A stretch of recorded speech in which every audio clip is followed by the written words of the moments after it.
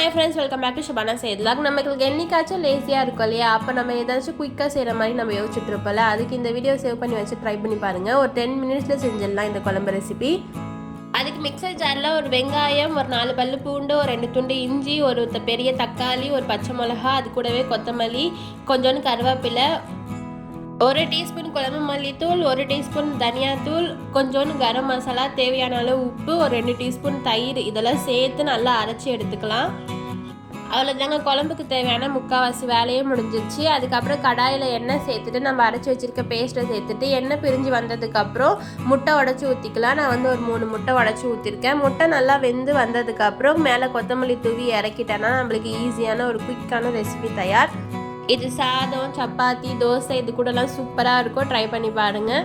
முட்டைக்கு பதிலாக சிக்கன் அப்படி இல்லைன்னா எறா இதில் கூட இந்த ரெசிபி ட்ரை பண்ணி பார்க்கலாம். ரொம்ப ஈஸியான ஒரு ரெசிபி. ஸோ நம்ம சேனல் நிறைய பேர் சப்ஸ்கிரைப் பண்ணாமல் பார்க்குறீங்க, சப்ஸ்கிரைப் பண்ணிட்டு பாருங்கள். தேங்க்ஸ் ஃபார் வாட்சிங்.